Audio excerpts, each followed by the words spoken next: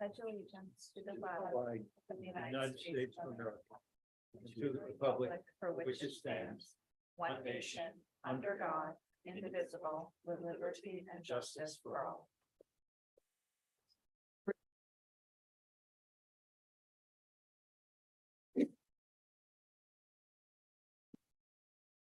Okay, good evening, everyone. I'm actually going to start by calling the NRTA Advisory Board meeting to order.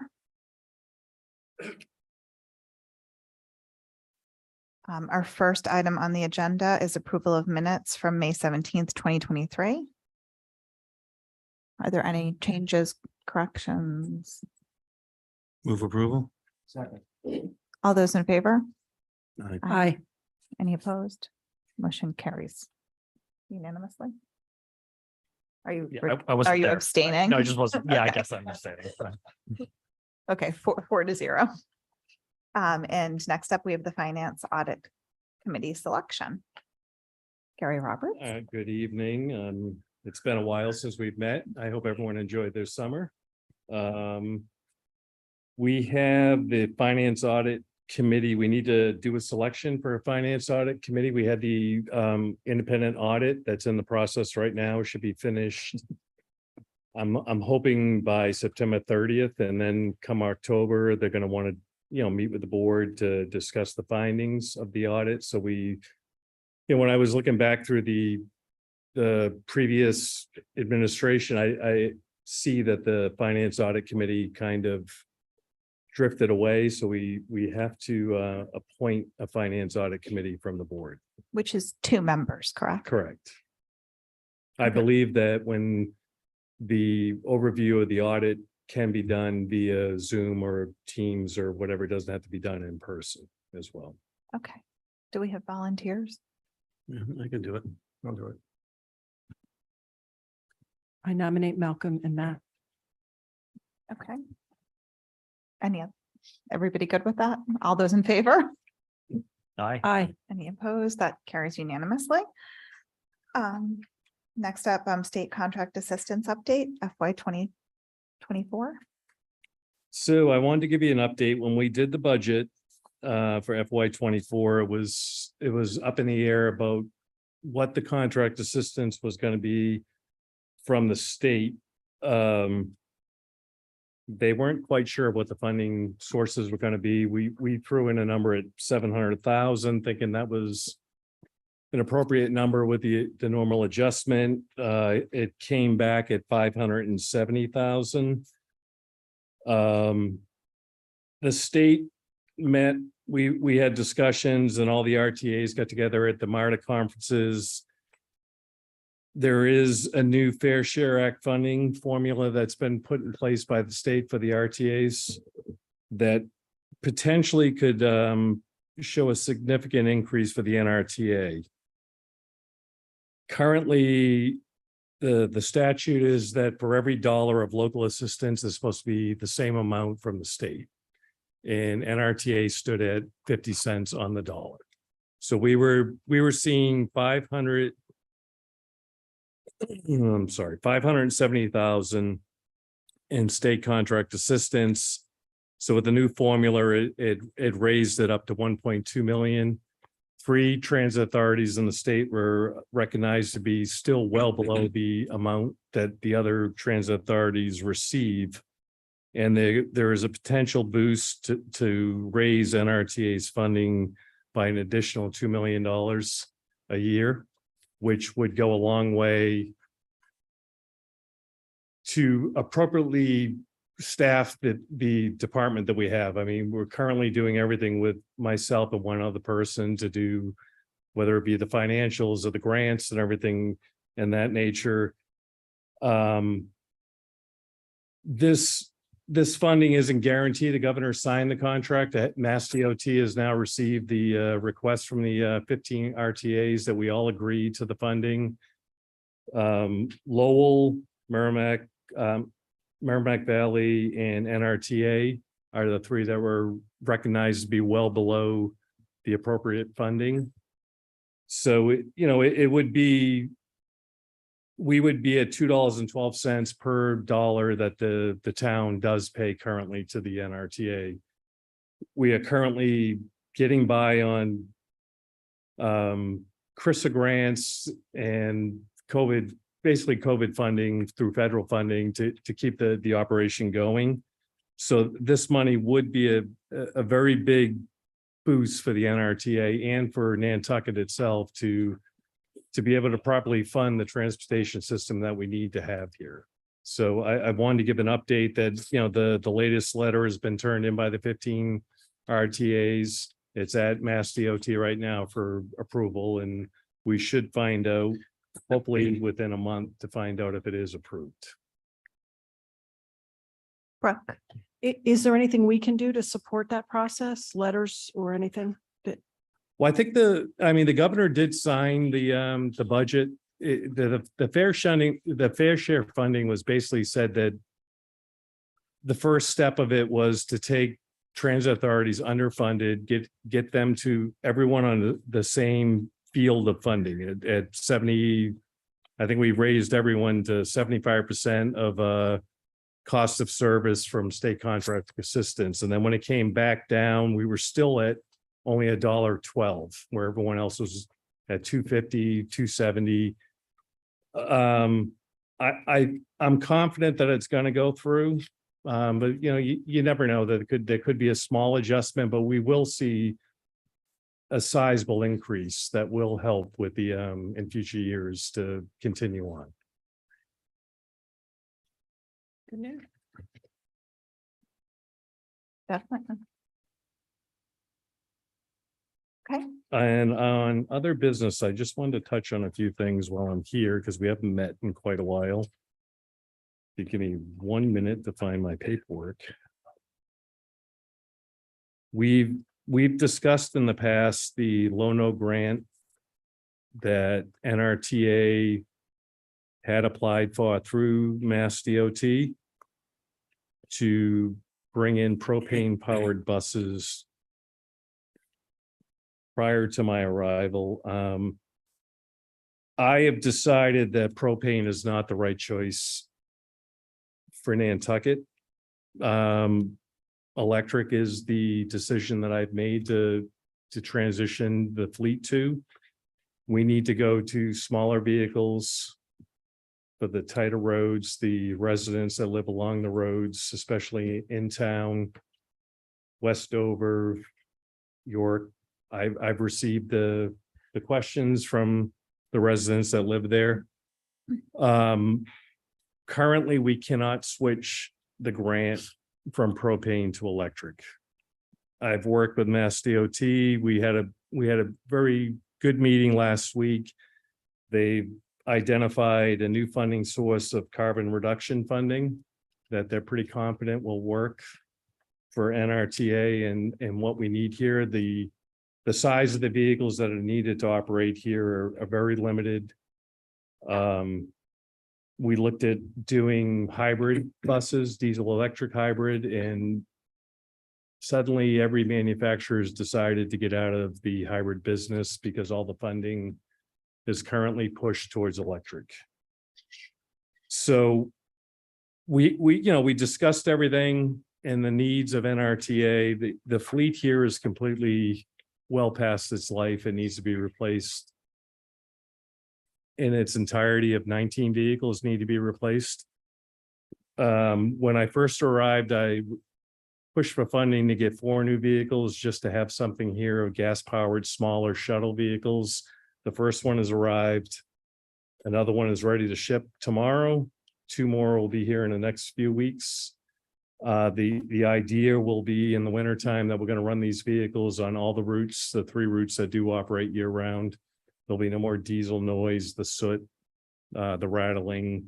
The trade-off will be that they're going to be a little bit smaller. I'm not worried about that. It'll increase the driver pool because they do not require CDL licenses. Hopefully we can find residents of the island that may be interested in driving the vehicles. So we're gonna start with that. We're gonna start with the Mid-Island Loop and my comment in those areas where the most complaints come from the noise, the tight roads. I have spoken to Mass DOT about funding that I had available for a fare box replacement. It was a $600,000 allocation that was approved.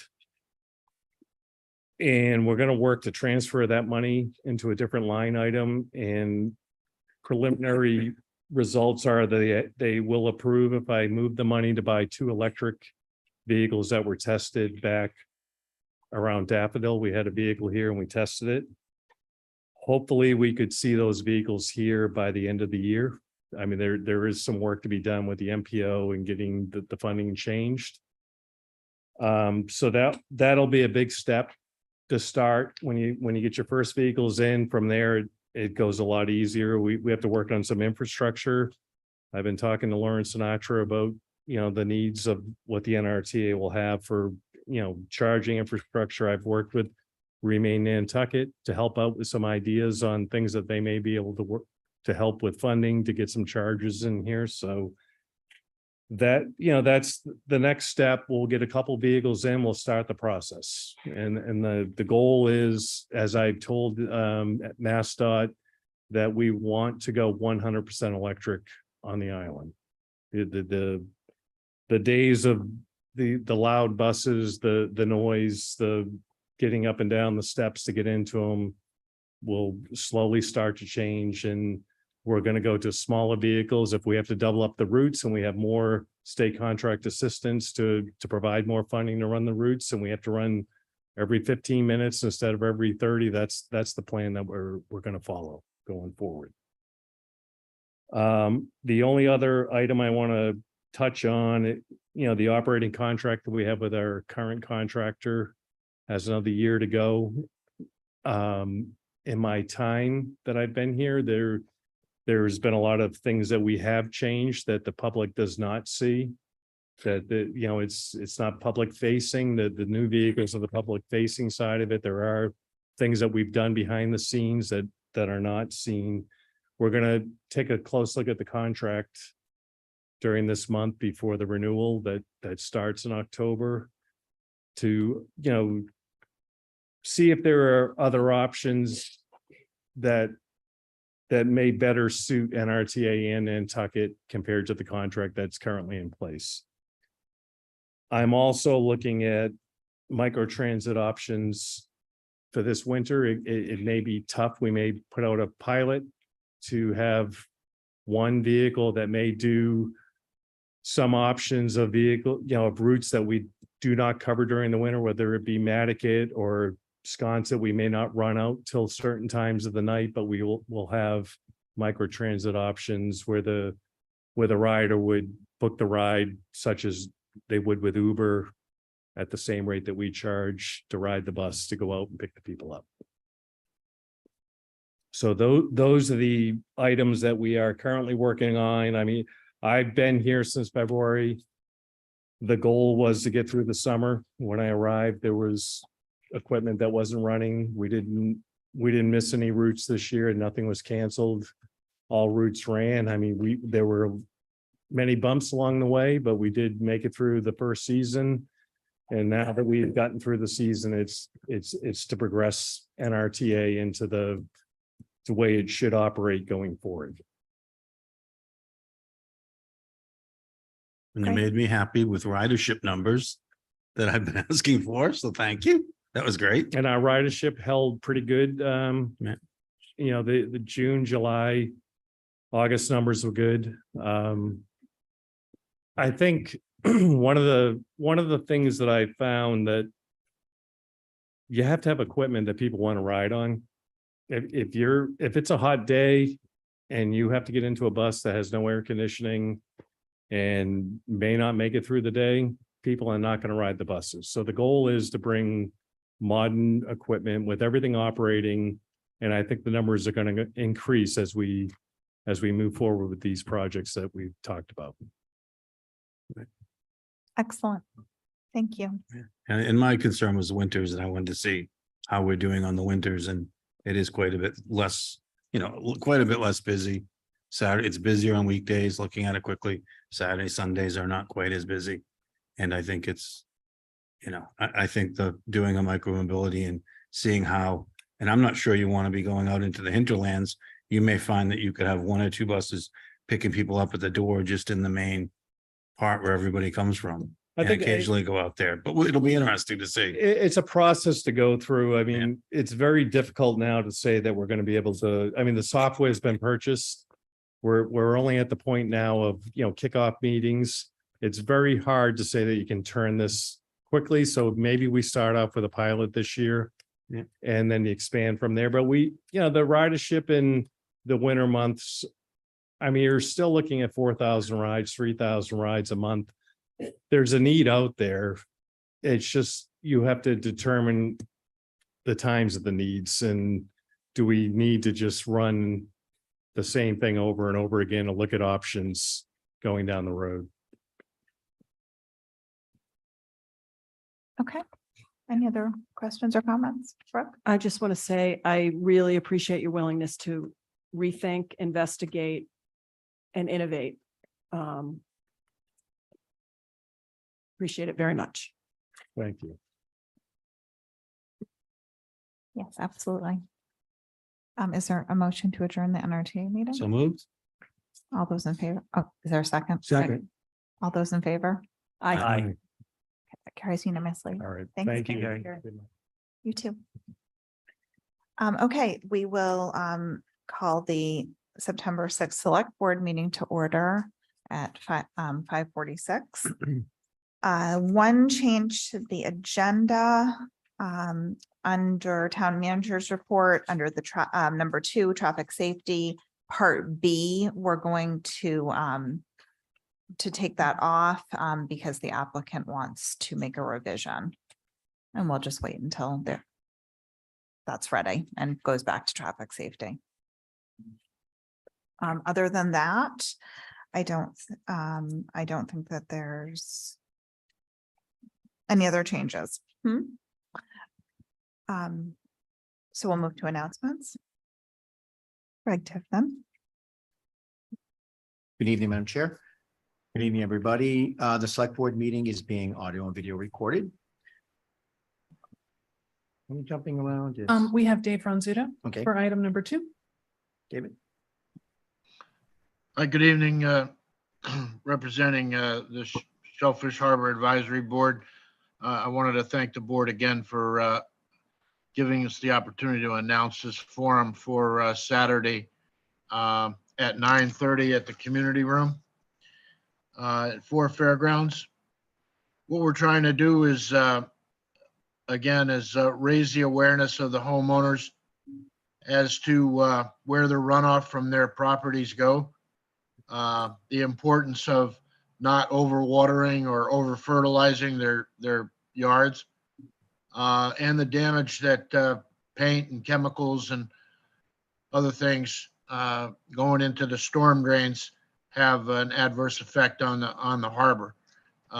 Just to remind everybody, there's 52 discharges from the downtown area into the harbor, so it's easy for stuff to get in there. David Gray is going to also be with us on Saturday morning, giving an update of sewer and storm drain projects. And we're hoping for a good participation. I also wanted to plug the Harbor Plan Update Committee. There's a survey out online. We've had over 430 people take the survey, and we've extended the survey till September 30th. So again, I want to thank you for the opportunity to get this word out. Great. Thank you. Thank you, David. Thank you. Next announcement is Cape and Island Suicide Prevention Coalition request for a proclamation seeking to have September 2023 recognized as Suicide Prevention and Action Month. And I believe, are you reading this book? Oh, am I? Oh, and can I just note too, that this is a proclamation that's come before you many times in the past.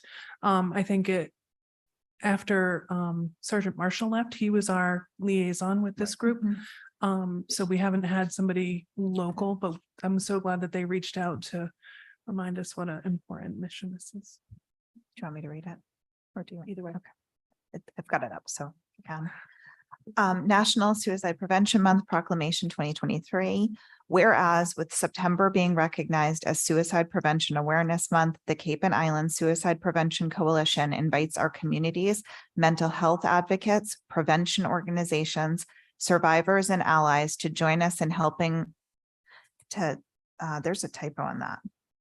Oh, no, sorry, never mind. Destigmatize mental health and take proactive action towards suicide prevention. We seek to raise awareness and visibility of mental health and suicide prevention resources in our communities and help connect individuals with the appropriate support services. And whereas, according to the American Foundation of Suicide Prevention, AFSP, suicide is the second leading cause of death among individuals between the ages of 10 and 34, with more than 48,000 people dying by suicide annually in the United States. And whereas with an average of 132 suicide deaths daily, and each one directly impacting 100 additional people, including friends, service members, family, social media connections, and neighbors, we know a significant number of individuals that have been impacted by suicide. Whereas Barnstable County's suicide rate is 1.5 times higher, standing at 14.2 per 100,000 versus the state of Massachusetts suicide rate of 9.5 per 100,000, we recognize the need to create hope through action locally. Whereas our local Cape and Islands Suicide Prevention Coalition works hard to spread the word about prevention, awareness, education, and action. Whereas the town of Nantucket in Nantucket County, Massachusetts, publicly places its full support behind those who work in the field of mental health, education, and law enforcement. And whereas we encourage all residents to take time to understand mental health through education and recognize that we need to take care of our mental health while we take care of each other. Now, therefore, be it resolved that we, the Nantucket Select Board, do hereby proclaim the month of September 2023 as National Suicide Prevention and Action Month in Nantucket here, signed the 6th day of September 2023. Thank you, Madam Chair. Coastal Resilience Advisory Committee and ACKlimate Nantucket request to proclaim September 2023 Climate Change Awareness Month. And we have Peter Brace here to read the proclamation. Yes, the new chairman of CRAC. I guess you guys have accepted this proclamation the past couple of years. And as equally important as the plan is public education and getting the word out. So this is something that we need. There are a variety of events that are scheduled. So any questions you have? Want me to read it or? Do you want to read the proclamation or do you want us to? You should, because Leah didn't give it. Oh. Okay. Okay. Does somebody else want to read this one? Okay. September 2023 is Climate Change Awareness Month for Nantucket. Proclamation. Whereas the town of Nantucket recognizes that climate change and rising sea levels pose a significant and increasing threat to Nantucket as outlined in various state and federal scenarios, and whereas the Select Board formed the Coastal Resilience Advisory Committee in part to assist with obtaining community feedback on climate change and sea level rise, and whereas in 2022, the Select Board endorsed the first National Coastal Resilience Plan, and whereas the town of Nantucket, through a municipal voluntary preparedness grant, developed a resilient Nantucket toolkit for adapting historic resources for sea level rise. And whereas the Select Board adopted local sea level rise scenarios, NOAA's high scenario, and best available flood hazard data, Massachusetts coastal flood risk model. And whereas ACKlimate Nantucket provides a platform for public-private partnership between the community, organizations, and town of Nantucket on issues of resilience and sustainability. And whereas ACKlimate partner organizations are hosting a series of educational events in September 2023 featuring climate change topics that may be found online at, and I'm going to suggest that people look at the board for that rather than reading the URL, Now jointly, the Coastal Resilience Advisory Committee and ACKlimate call upon the Select Board to proclaim September 2023 Climate Change Awareness Month for the town of Nantucket. We, the Select Board of the town of Nantucket in the Commonwealth of Massachusetts, do hereby officially proclaim the month of September 2023 is Climate Change Awareness Month, and do hereby endorse all residents to learn more about the threats of climate change and sea level rise and the planning efforts underway to increase community resilience. Signed this 6th day of September 2023.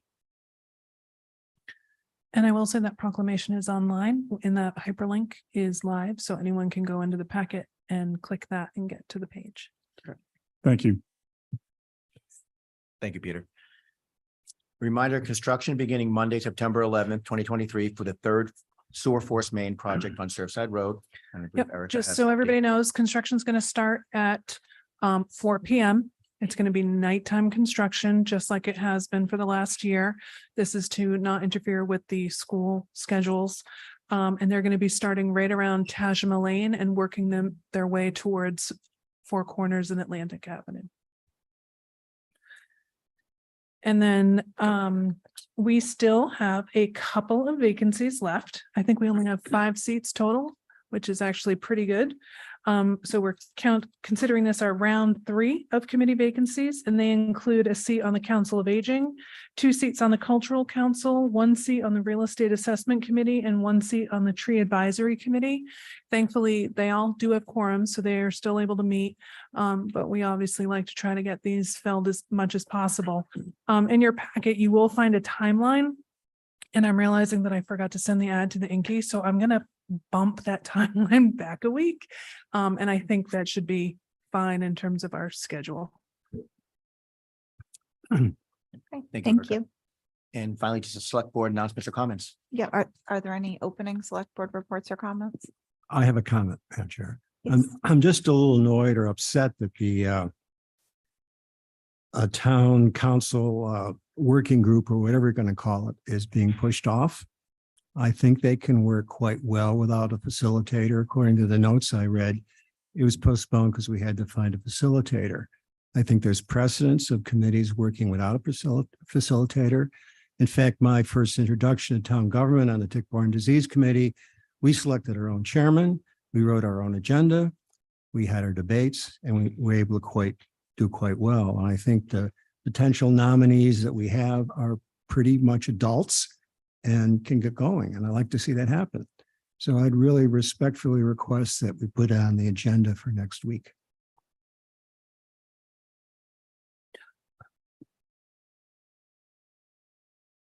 Erica, do we going to say Nothing something? on this. Okay. But if there's no other comment on that, I forgot that we do have 1 extra agenda that Tucker's going to make. Sorry, Okay. but I don't know if you were done with that. Yeah, we'll have to talk about how to move that forward and bring it back for board discussion. I don't have a problem with discussing it next week. And you've got another crack tonight, Malcolm, because we talk about future agenda items. So you can hit us over the head again. Oh, I'm sorry if I said it. You didn't say it wrong. I'm teasing you. Dawn? It's okay. Yes, Brooke?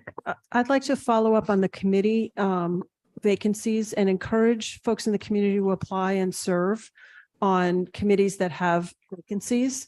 It's a great way to start your service in town government.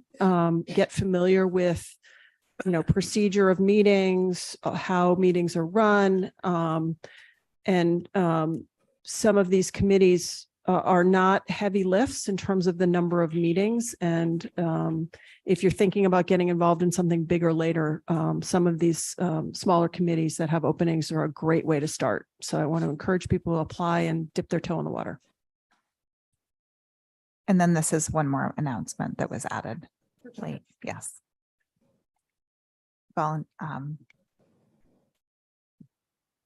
This is for focus groups to volunteer for year-round housing. Tucker, you want to review this? Is he on? Yes, thank you, Erica and Madam Chair, and thank you, Erica, for putting up that flyer. The Affordable Housing Trust is seeking participants for focus groups to provide input on a new year-round deed restriction program. The program would establish a permanent deed restriction, which would limit properties to year-round residency. This deed restriction can either be sold to the Affordable Housing Trust by existing homeowners or created during the acquisition of a property by a year-round resident in the form of down payment assistance. If you're interested, please use the QR code here or go to the town website and the Affordable Housing Trust webpage for all the information. Thank you for this opportunity. And I just am showing that these flyers are available in English, Spanish, and Portuguese. Madam Chair, Yes. I just make a quick select board comment. On the proclamation for National Suicide Prevention Month. A lot of people have suffered, their families have suffered. Yesterday for me was 33 years since my dad took his own life. And there is help out there. The Massachusetts statewide number is 988 if anybody is in crisis or is going through that kind of issue. And I just want everybody to know that there's a lot of us out here that have suffered the same in their families. And it's important that people reach out for help. Thank you. Thank you, Tom.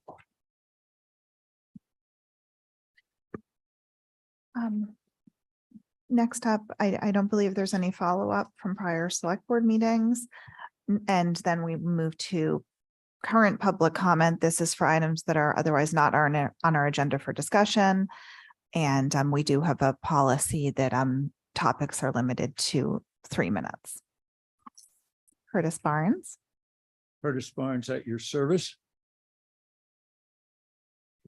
77 years ago. Oh, that's another speech.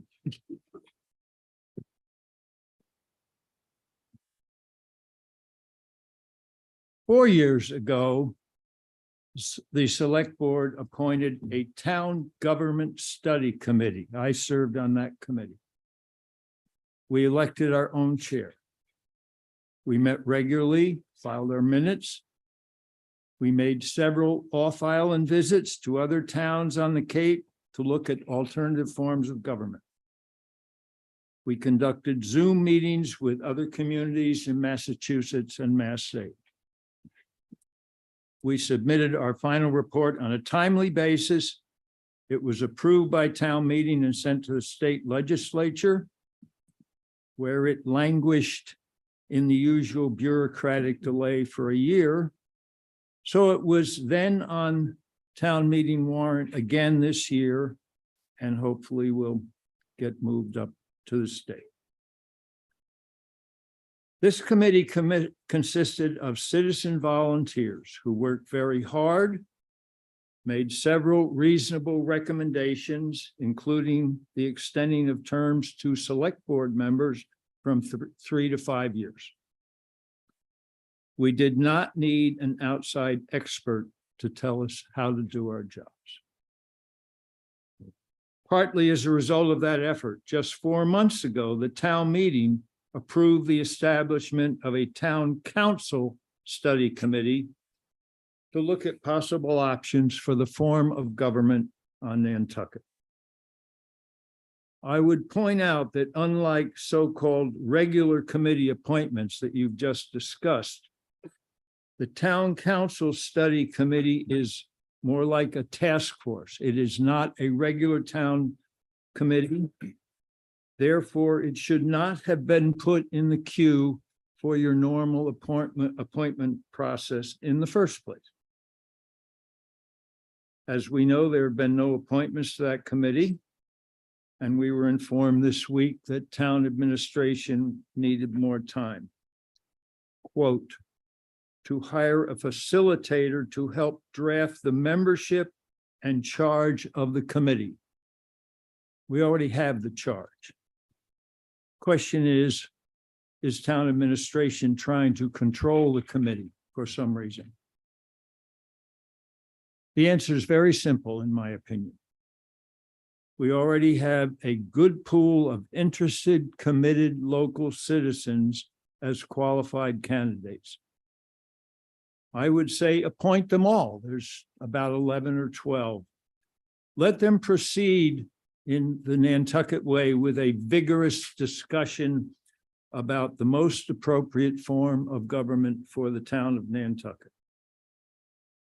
The charge to the committee is exactly as it was approved by town meeting in May. We don't need to revise the charge. The charge is, quote, to study the establishment of a town council form of government for the town and county of Nantucket. We do not need an expensive paid outside consultant hired by the town to tell us how to do our work. It is time for us to get on with the job. Thank you very much. Thank you. Is there anyone else in the audience? I have one online. Good, let Megan Perry in. Thank you, Dawn. Can you hear me okay? Yep. Wonderful. I have 3 different comment questions, so I will try to let you know when it's a new one just to restart the clock. My first one is a follow-up from my email from July 17th to every board member. And at the last select board meeting, you suggested I resend it to you as it's still not been answered. So I figured I would just read it to the board and maybe you can answer the questions. So it says, dear members of the Nantucket Select Board and NPEDC, I have a couple questions. Based on an email dated February 16th, 2023, received from a FOIA request shortly after the contract renewal of the planning director, January 23rd, 2023, with a 4% raise retroactive to July 1st, the planning director, from the planning director to the chair of NEPDC, they said that he came up with an initiative that he pitched to the housing director and the developer of Surfside Crossing to have the town withdraw from the ZBA's appeal of the FAC decision. The NPDC chair continued to ask the planning director if he wanted the deputy director at the time to participate instead of you, especially since the group apparently won't begin meeting until after you've announced your retirement plans. So my first question with this is, why did the NPEDC give a 4% raise retroactive to July 1st, 2022, when they knew of an imminent retirement of the planning director? My second question is, why is the director of planning pitching initiatives on legal matters as he had not attended ZBA meetings or select board executive session regarding the Surfside litigation?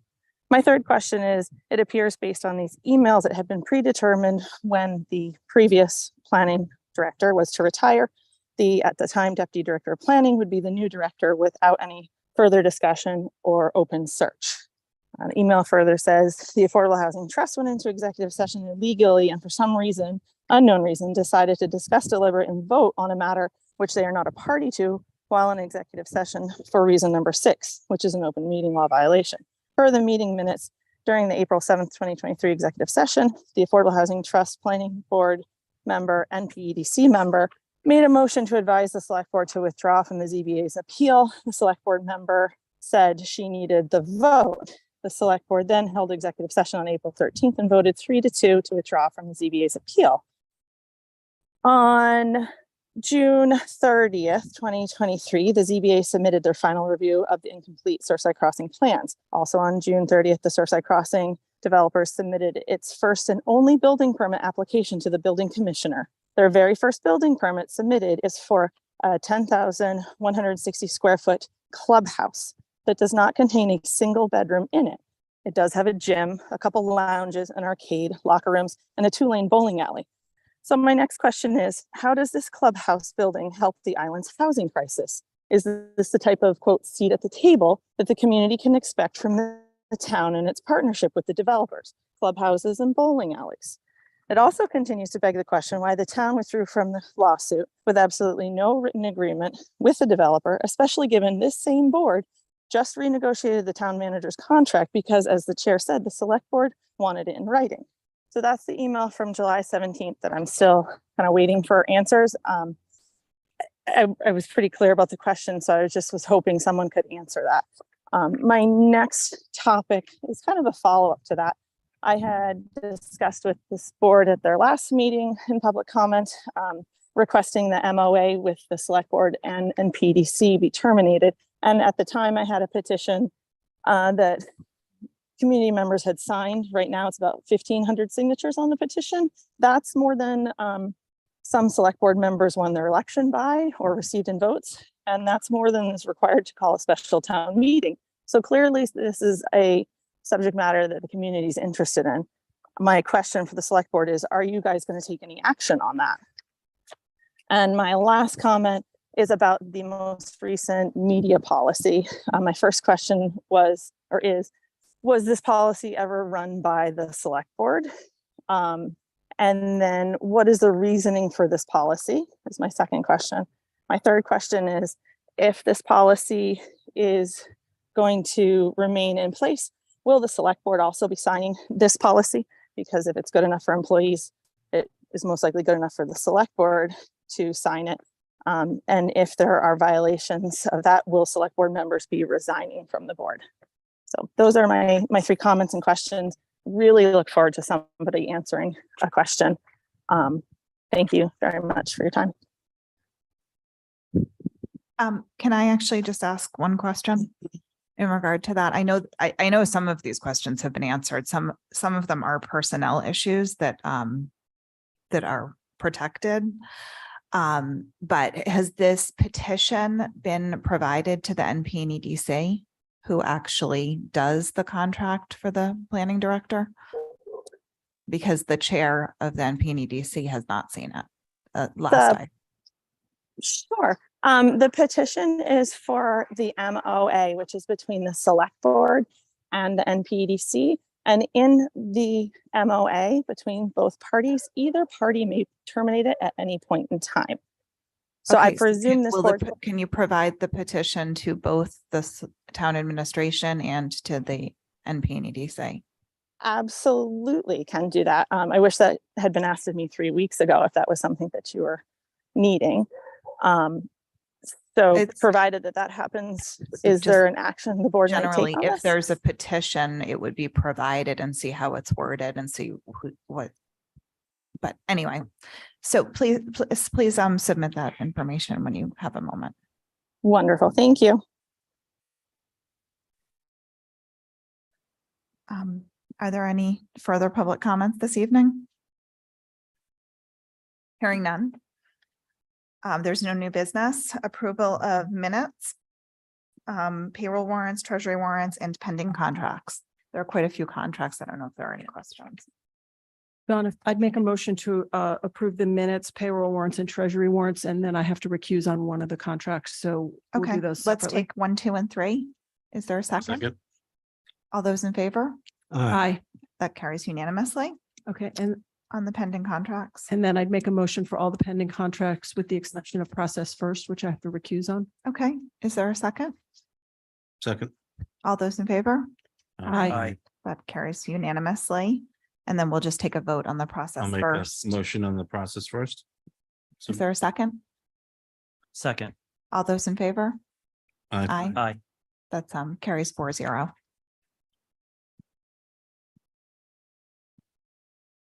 Okay. Next up, consent items. We have gift acceptances for Human Services Salt Marsh Senior Center. We'll take a motion to send letters of thanks, but Brooke, do you want to read? Sure. So we have gifts to the Department of Human Services, a gift of $50 from Beth Moran for Salt Marsh Senior Center, a gift of $300 from Margaret McQuaid to Salt Marsh Senior Center, and a gift of $100 from Nancy Serafini for Salt Marsh Senior Center. So I move that we accept all the gifts for their designated purposes with thanks to the donors.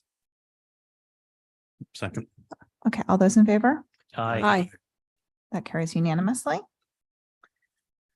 Citizen Departmental Committee requests and reports. Number 1, applicant introduction, review of applications and appointments to planning board alternate. I see 2 candidates in the audience. Did anyone want to come up and introduce themselves at this time? Do you want me to just quickly give some info on the seat? Oh, sure. Okay, Yes. so this is for the planning board alternate. There is 1 seat available and 3 applicants, and the seat has a term ending 2024 because our previous member had to resign. So John Kitchener, Cameron Murphy and Kelly Steffen. I know at least two are here. I'm not not sure about Cameron. So if they'd like to speak. Yeah, I had a message from Cameron that he couldn't be at the meeting. But He sent us an email a while ago too. if either of you would like to come up, please do.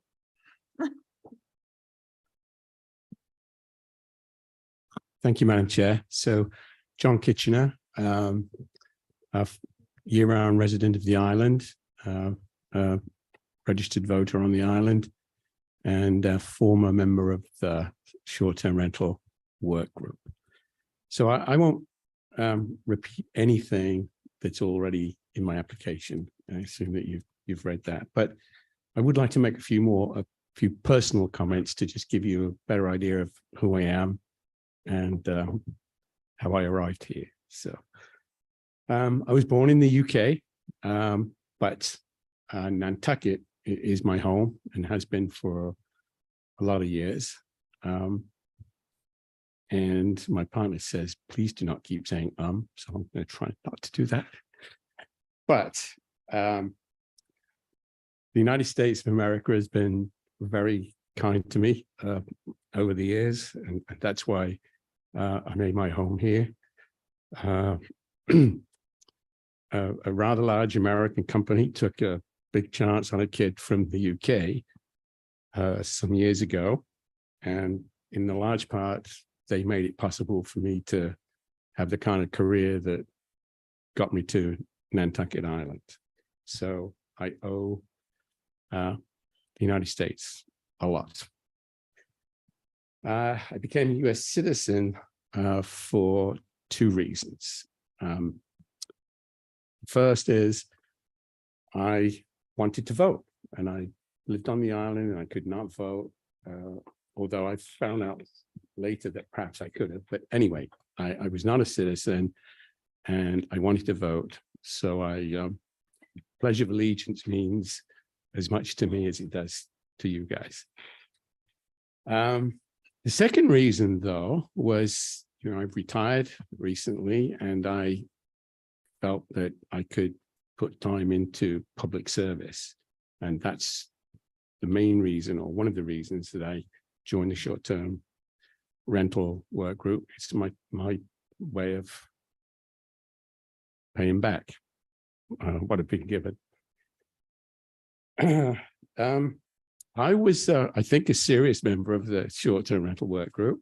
It took, almost a year, and I intend to stay with this until November the 7th, and perhaps after that if we need to. But this job is not done until the voters have had their say, and I'm part of that group that want to make sure that we advocate for that. So we're still at it a little bit. I have some fairly broad planning skills from my business career. I won't go into all of that, but I've managed businesses and owned businesses all around the world, and that wouldn't really have been possible without some fairly decent planning skills. The short-term rental work group, though, brought something new for me, and that was in a good way. Business is one thing. Public service is a different thing. And open meeting rules are a definite different thing. But I learned over the last year how to navigate open meeting rules and other regulations around what you guys do. And I came out of that thinking, yes, but they all make sense. They may take a lot longer, but they do make sense. And so I feel like the experience I had in the work group would help me, in anything else that I can do on the island. The planning board for me is probably the most important board, other than you guys, on the island. We all, no need to go into what our challenges are. We all know what they are. And the planning board, a lot of them, show up on the planning board's desk. So I think it's a critical board, and it's one I think that I could help, their process. So it's almost like, for me,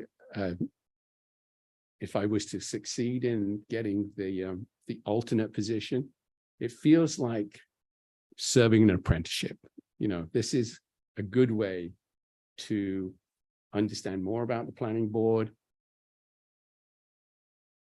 participate, hopefully add value, and then see where we go from there. So I'm ready to put whatever time is necessary and more, actually, to if I'm appointed to to bring what I can to the board. So thank you, everyone. Thank you.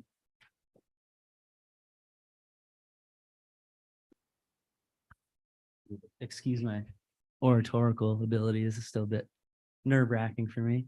I've always been kind of Kelly Steffen. I've always been fascinated and kind of obsessed with community and how community works, and what are the needs of the people and how the community is serving those. Most recently, for the last several years, I've worked in social services, and most recently, we've worked to kind of bridge gaps between social service entities and provide resources where there are gaps in information being able to be shared safely, as well as where there was resource gaps, and also kind of encouraging collaboration across kind of basic needs for our community members.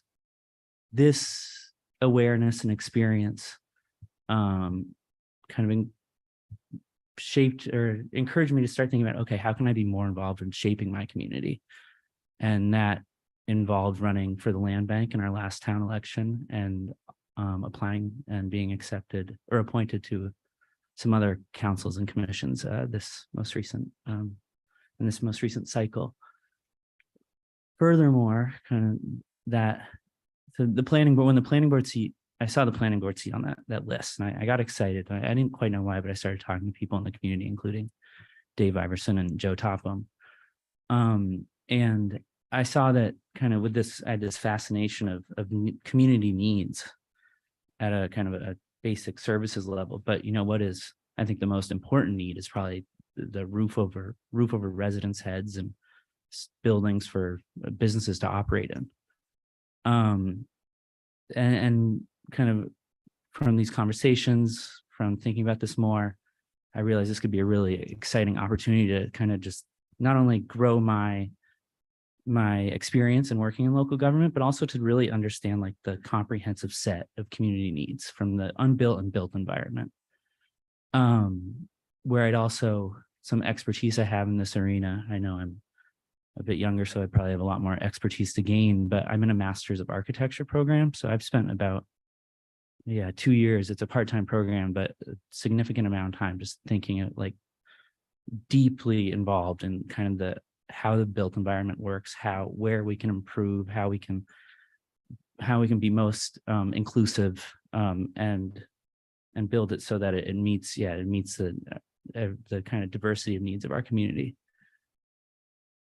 I think with all this, what I hope this demonstrates is a commitment, some experience, interest, and also just being a representative of a younger generation that isn't involved in, maybe being a catalyst of a younger generation being more involved in town government. So thank you for your time, and thank you for listening.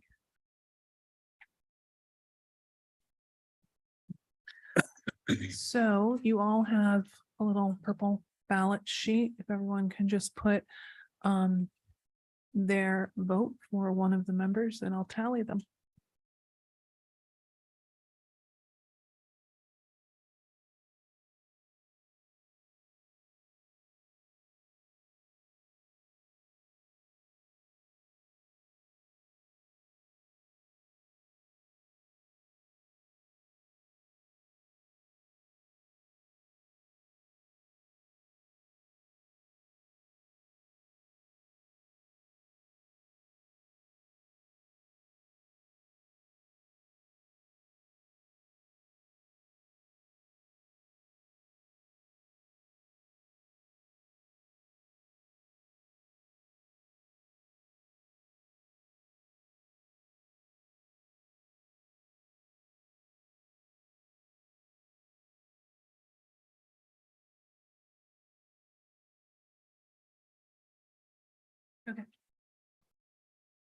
So the votes go for John Kitchener.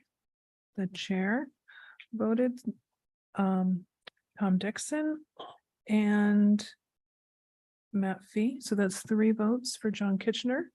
Brooke voted for Kelly Steffen and Malcolm voted for Cameron Murphy. And the new planning board alternate member is John Kitchener. You'll get an official letter and be sure to sign in with the town clerk before you serve. Thanks. That was a really hard one. Yeah. You're all really good candidates. And thank you to all the applicants. And please apply for something else.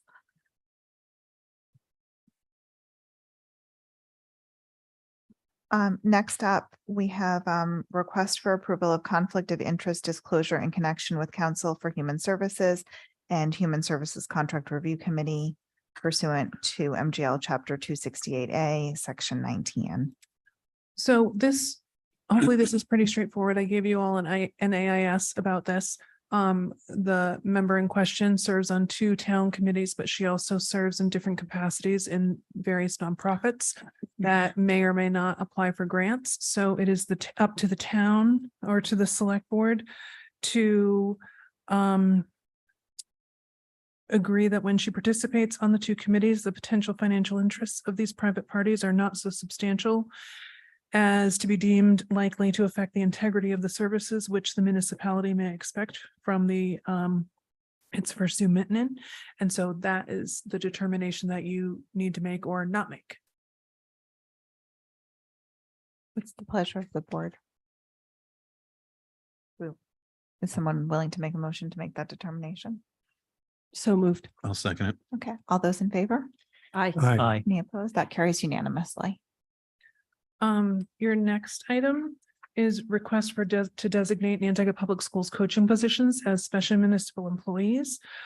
Just so you know, so one of our most recent hires, the DPW director, has actually been a soccer coach on Nantucket for quite some time. And because he is now a paid full-time employee, he cannot also have another paid position with the schools.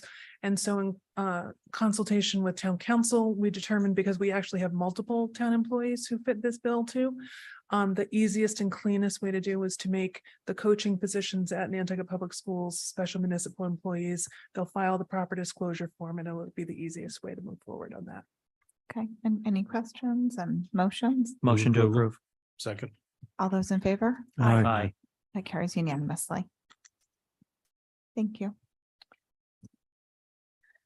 Energy coordinator review of proposed draft electrical vehicle charging pricing policy.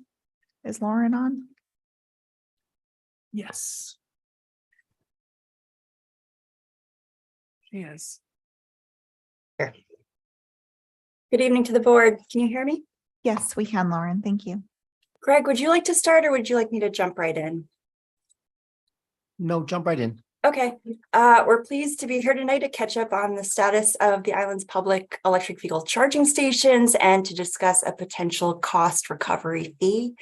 As general background, in 2020, as a result of the town achieving green community status with the Commonwealth of Massachusetts, we were fortunate enough to receive over $185,000 from the Commonwealth and National Grid to install 7 dual port level 2 charging stations at no cost around the island at various municipal facilities.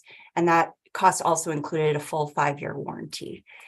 From when the stations were first activated in November of 2020 through the end of last month, the charging stations have provided nearly 110 megawatt hours of electricity to Nantucket residents and visitors alike at an estimated cost of $26,765.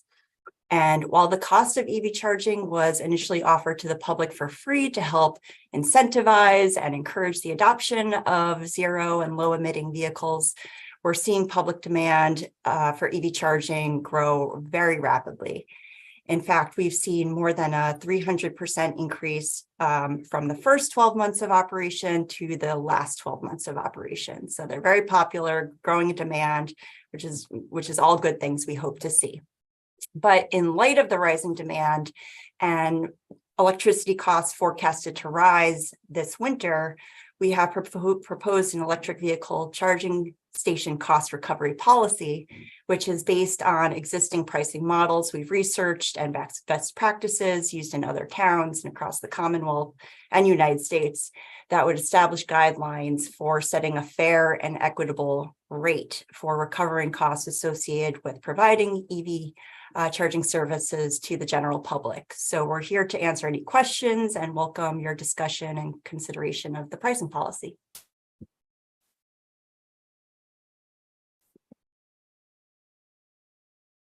I have a couple of comments, question. I noticed, Lauren, that these chargers that we have now, all but two are able to do this within the existing system. It's already ready to go. All ready to go. The fee can be programmed through the charge point unit itself. Fairly simple to do and can be customized in many different ways. And they'll just give you, you'll just pay with a credit card, is that? From what I understand, EV drivers set up an account with ChargePoint, and it's all the transaction is done automatically through the app. And then there's a transaction cost 10% to the town, and it's a direct deposit, and we'll coordinate those details with finance and the Treasury's office. And typically, how much per kilowatt are they charging? Or how much per charge? What's the? So the approximate cost of energy to date equals out to about 24 cents a kilowatt. So if we were to implement a fee tomorrow, we were going to propose between 25 and 26. That would include that 10% administrative charge and a few other incremental charges baked into that. But the intent is for it to be fair market. What we don't know is what rates will be after December 1st when the town enters into a new supply contract for electricity. And what cut does ChargePoint take? A 10% transaction fee. Okay, they get the 10 too. Okay. So we're going to tack that on top so we would recover it.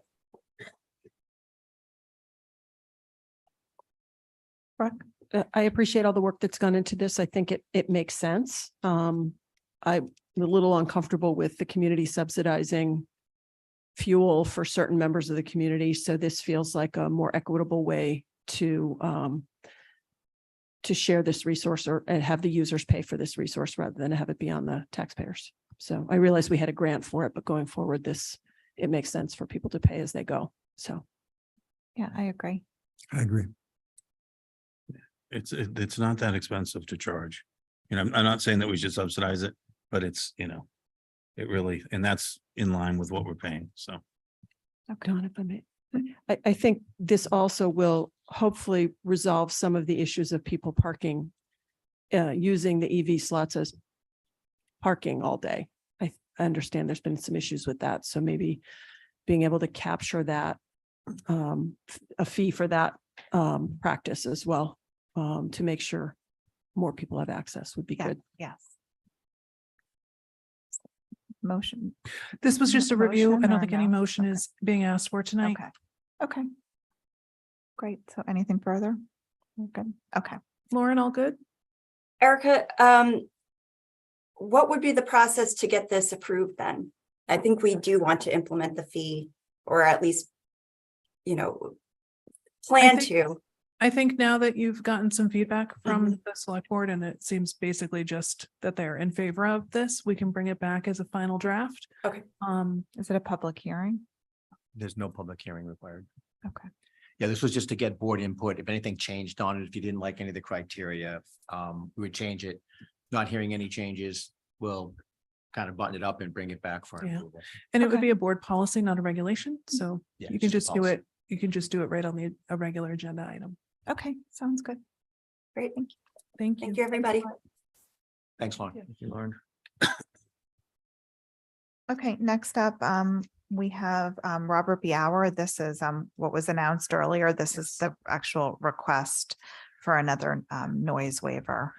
So I just wanted to note that you have already approved this in the prior year.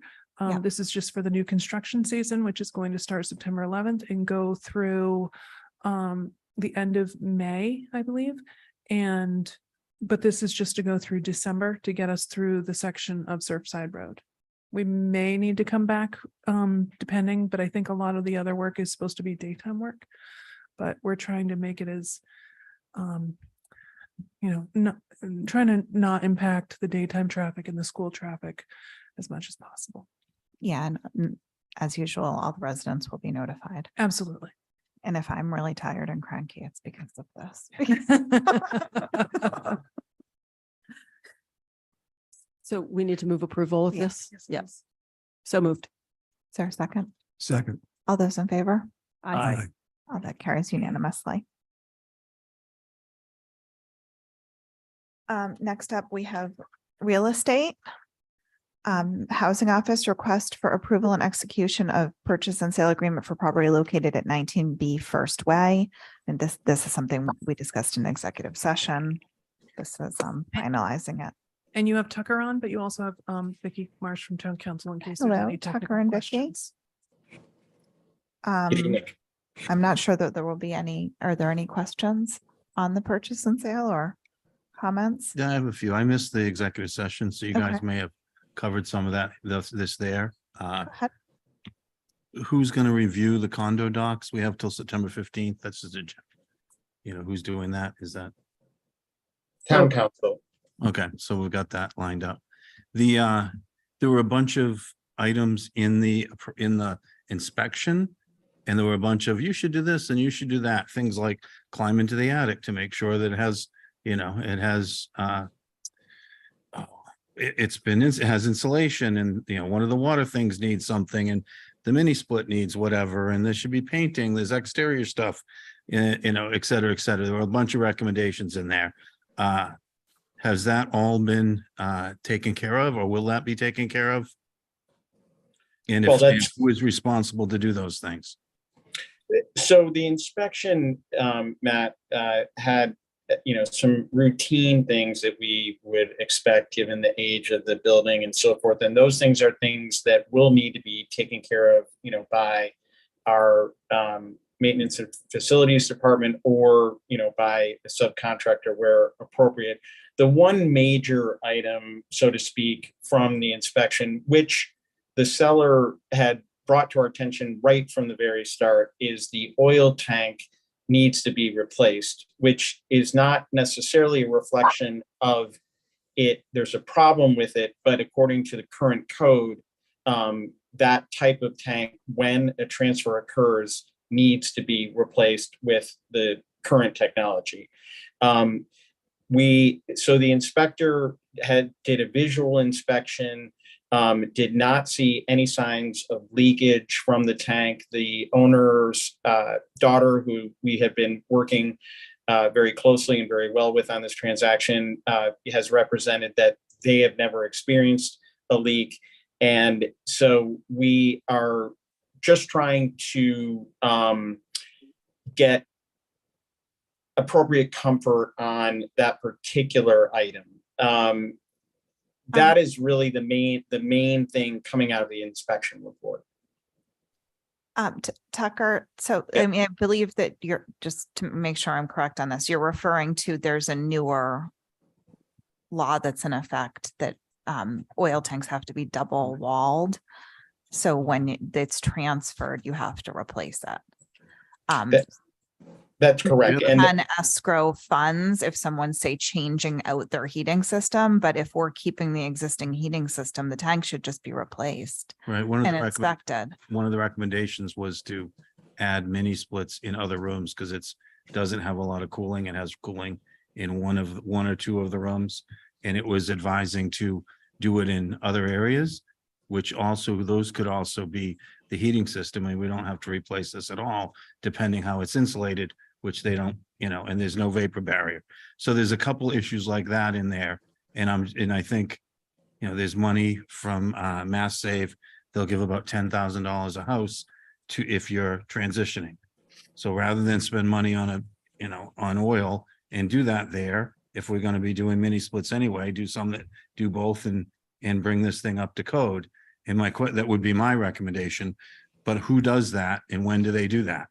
And anyway, so those are things, there's no fan in the bathroom, and there's windows at 18 inches of height.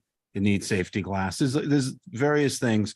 Who in the town is going to oversee this and take care of this? I'm in favor of buying, based on the appraisal, I'm in favor of buying the building, but I also think it should be, we should be putting it up to good, up to snuff. Not speaking well, but. So I want to understand who's going to be doing that work, who's overseeing it, who's doing it, and who's responsible when there's a phone call. Yeah, and in regard to changing the heat, I mean, I think mini splits are great and efficient, but you need, if you're going to be using it for your own occupancy under a certain temperature, you need a backup heating source. So there's got to be a plan. Not necessarily, but that's, Sheila's shop doesn't have it. Our house doesn't have it. Our employees haven't had it. We've gone through the coldest winters and it's been fine. And so I think, and so I'm just, anyway, I'm just looking at it from a, sort of, anyway. Comment? Sure. I read the report also, and one of the things it pointed out is that the heating system was turned off. And is that being turned on and checked? Because I happen to have a mini split system, but I need my hot water from the boiler. Right. And I think that should be taken care of before because that was not operational at all. Thank you, Curtis Barnes, for the record. And that there was a note on a couple other items. If it wasn't on, they didn't turn it on in this inspection. So. Yeah, which is, can be common, but but I mean, I guess I would say to Tucker, what's your comfort level with moving forward like this? I think our comfort level is pretty high. I mean, I believe that the system was shut off because major renovations were done on the unit. New floors, new appliances, new paint, like it was emptied and then thoroughly renovated. So we have had a chance to speak with the environmental consulting firm that we've used on several occasions when acquiring the property at Orange Street, acquiring White Street, acquiring the land at Bartlett Road. And we have, shared some of the details from the home inspector report regarding the oil tank with them. And based on their, assessment of the limited facts that they're working with, they did not seem to be particularly concerned about this oil tank issue. We want to try to get as much comfort as we can, but it doesn't appear like there is an issue. And so we're recommending moving forward with this, subject to ultimately town council being happy with the final language in the purchase and sale agreement. Nice. Yes. I also noted that the seller is giving us credit for the tank replacement. So they're going even further. They're actually going to replace the tank. Okay.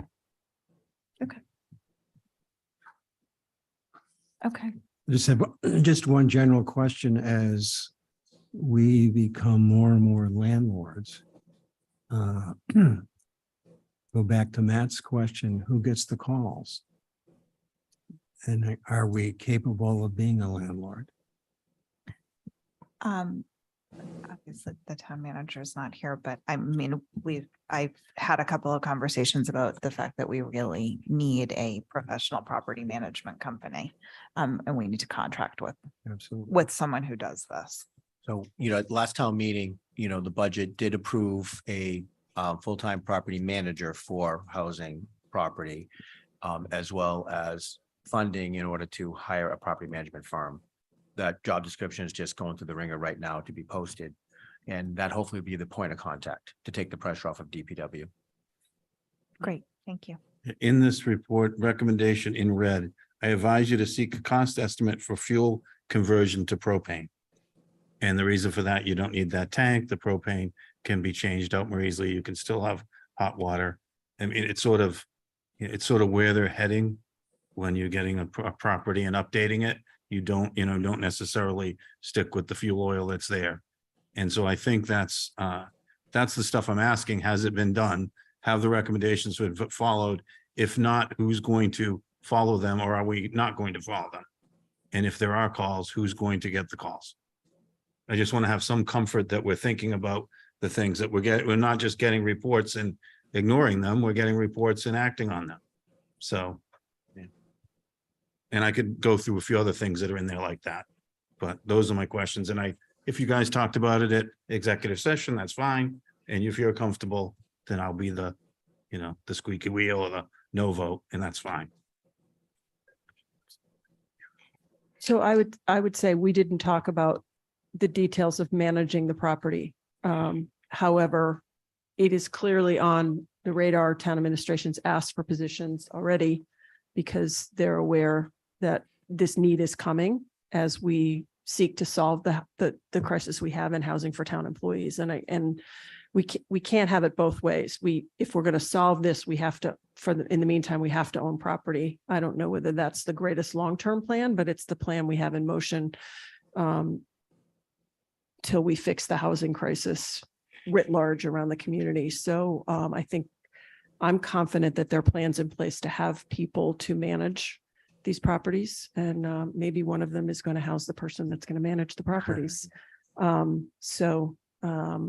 don't know that we have a choice when a community member comes forward and gives us the opportunity to purchase a property that's in reasonably good condition. Nothing existing is going to be perfect at a rate that's cost effective relative to building from scratch. So I'm confident that we move forward.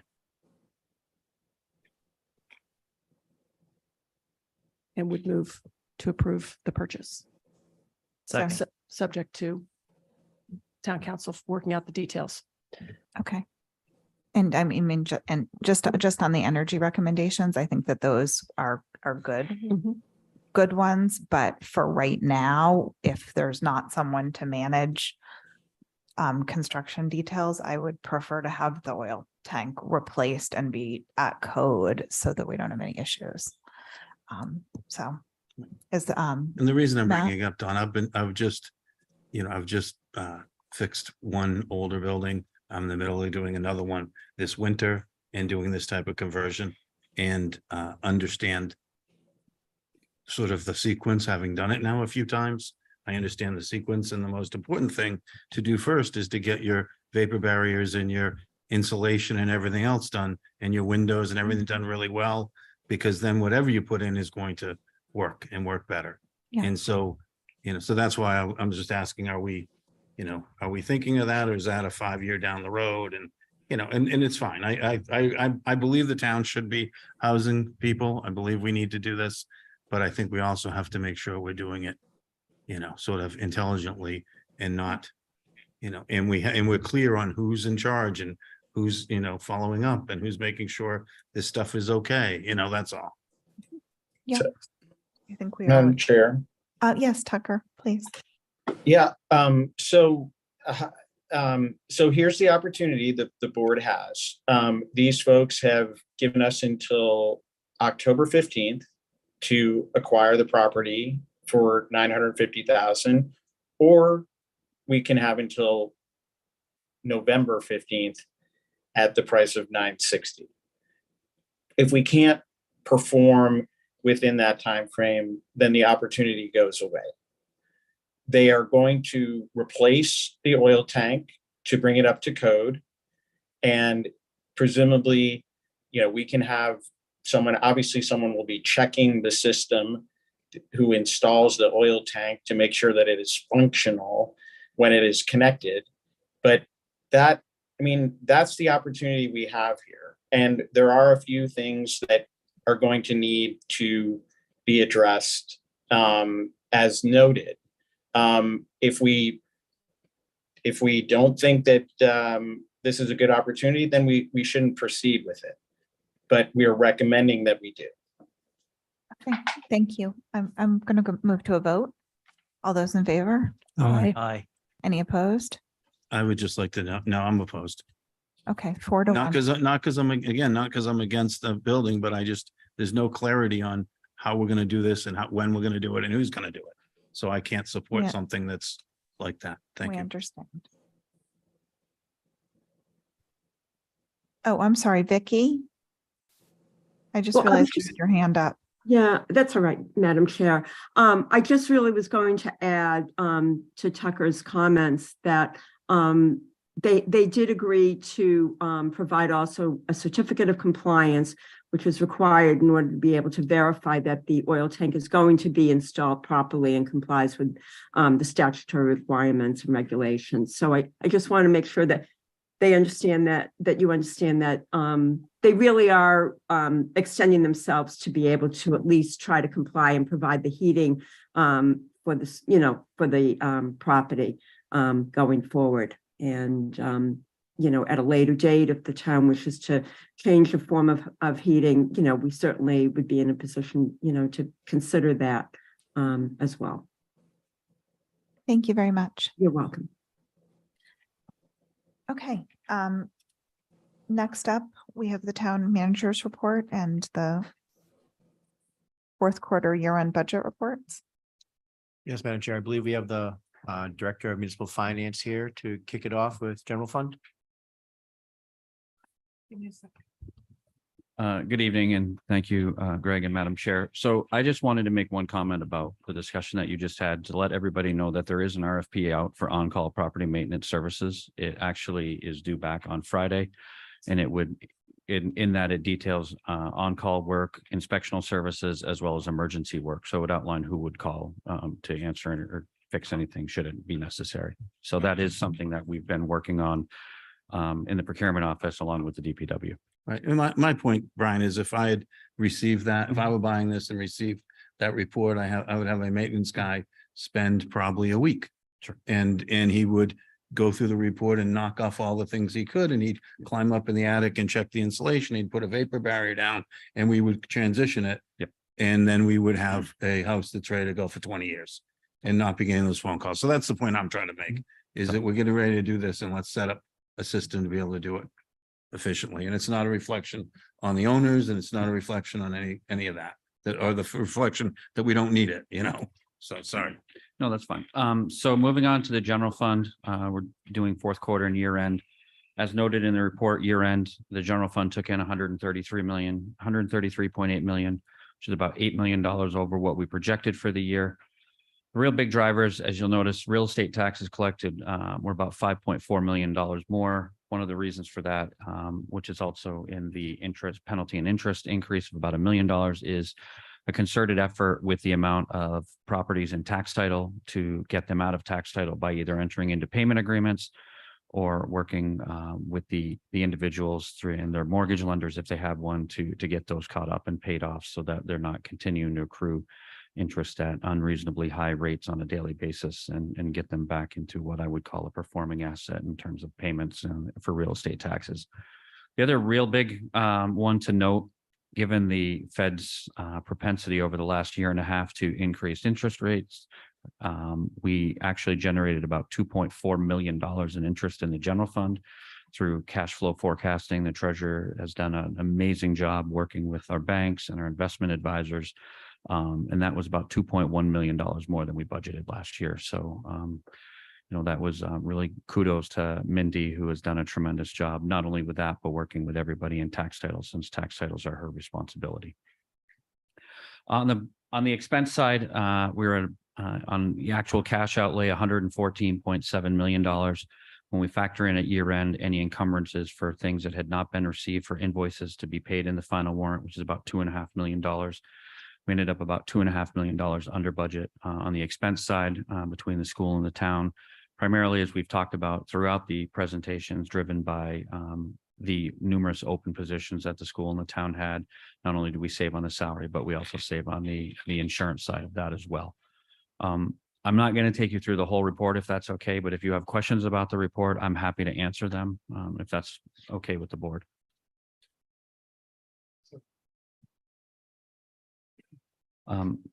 So if it pleases the board, I can go right into solid waste since I think I'm doing that one, hopefully for the last time, actually. George are here to, in case there's any specific questions about utilization and everything. So similarly with, oh, sorry, Erica, my fault. I didn't tell you that that's what we were doing. I apologize. Just a general question before you get there. Yeah. So some of this has gone up a fair amount with a lot of those positions, opened. Mhm. What happens when they're all hired again? Is is that Well- if things are up 16% in Island Home, for example, and then if we fill the positions, how would we handle that? Well, they're all budgeted, so So it's fine. they're all already built into the budget. And when we do a rollover every year, which you'll see in a couple of weeks in the presentation, it anticipates that we will ultimately fill all those positions during the fiscal year. So in solid waste, it actually did fairly well, given its propensity to have some difficulties throughout the year. Revenue on a budgetary basis was up about $1 million from the prior fiscal year.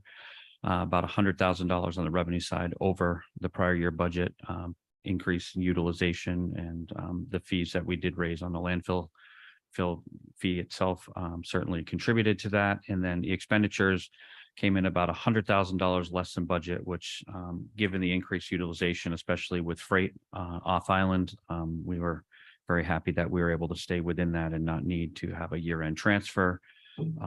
So overall, solid waste performs within the expectations, given the uncertainty based because of it's a volume-based business. So if anybody has any specific questions from the report, either myself, George, or Chris are more than happy to answer them.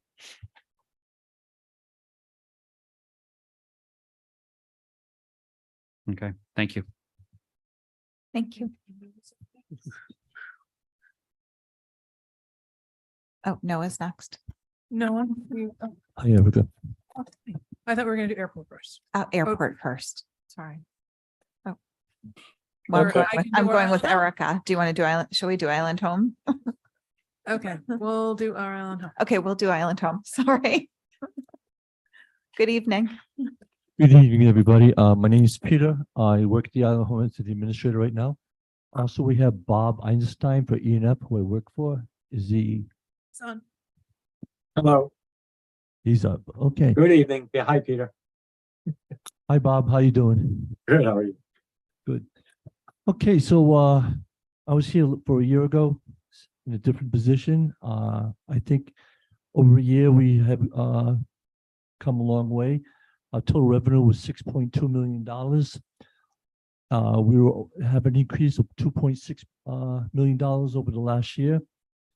And if we take the fiscal year of 23 over 22, that revenue increase was $2.6 million. And if we take out the prior fiscal year of 22, the cap receipts of 1.5, we still are up 116,000 million, 1,116,000. Okay, and then moving over to our Island Home revenue chart. Where am I going? Yeah, that's on page 3, right there. As you notice, because of the systems we are putting in, we still have more systems to put in. You know that Medicaid pending is increasing because we're getting the business office streamlined and in place, so that's happening more rapidly. Medicare did go down. That's because of the transition of the increase in Medicaid pending, but also the private patient pay. Our private patient pay days have increased 836 days. That represents an increase of 40% in our revenue for the over the fiscal year 22. So thus, if you take up fiscal 23, we had 13,500 census days, minus the 11,300 that we had in fiscal 22, we have an increase of 2,165 increase in census days, which represents a 19% increase year over year. Right now, we have a current census of 42 out of a 45-bed facility. Privates represents 30% of total revenue, which is quite large for any facility. That's because of the nature of the census demographics on the island. So right now, as of today, we have 13 privates, 4 Medicare, and 24 Medicaid, and 1 pending. Then we move over to the expenses for the year.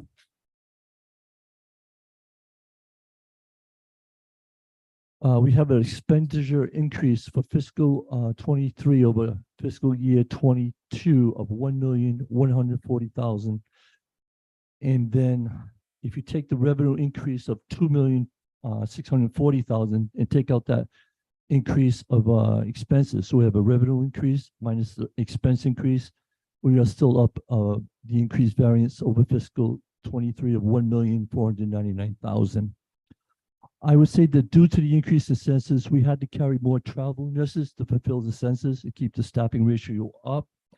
I think this year coming up, if we get more housing and address the nursing shortages, we will see our that expenditure coming down in professional services. Bob, do you have anything to add? No, just to sort of give some input in terms of the new building project, just for FYI for the select board. We're in the process of moving ahead, and we're looking at the architect design companies at this point. So that project is moving ahead very nicely. That's really all I had to add. Anybody have any questions? Thank you. Thank you very I'm much, not everyone. seeing any. Thank Appreciate you it. so much. Yeah, thank you. All right, should we go back Go to Noah? airport next. Now I'll go back to Noah. 1 second, Noah. Good evening, everyone. Good evening. Erica, I have some prepared remarks, so instead of going through the slides, if you want to keep it on that page, that's fine with me. But as per Brian, I'd be happy to answer questions on any of the report. I wanted to thank Jamie Stansberg, our finance manager, and the town finance manager, Brian Turbett. You know, their stewardship did a lot to get us to this point. So I want to make sure they receive their credit for success. It was a successful year for the airport, despite difficult labor and inflationary environments, with reason for both optimism and caution. Concerning revenue increased by 10% over fiscal year 22. Fuel sales, land rental income, and fee income were the main drivers of that. Our revenue increased despite aircraft operations declining 10% and enplanements remaining static. I'd like to say that we played the hand we were dealt well. We took advantage of increased general aviation, Jet A uplifts, and increased business activity. For expenses, our expenses also increased. They were up by 22% over fiscal year 22 to 2022, but I still urge caution in doing year-to-year comparisons. Fiscal year 22 is still reflecting utilization of some CARES, HRSA, ARPA era grants, which make year-to-year comparisons difficult. We had a number of retirements, but we were buffered by our previous stabilization fund planning. We experienced high operating expenses due to inflation and some unanticipated expenses due to outsourcing some labor and positional losses. We did have to turn to the private sector for some items we usually do in-house. Fuel remained high, but these expenses were offset by revenue. And the difficult item that we had in fiscal year 2023, and I think we will also have going forward, is forecasting expenses. It's a lot more difficult than forecasting revenue.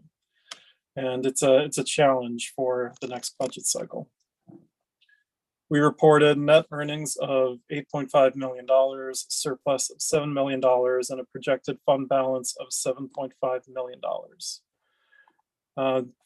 Optimistic items that we have, staff have adapted to changes in fleet and services, and they've adapted to inflation. We have room to increase rates and charges, as well as continual adjustment of our non-aeronautical land use rates.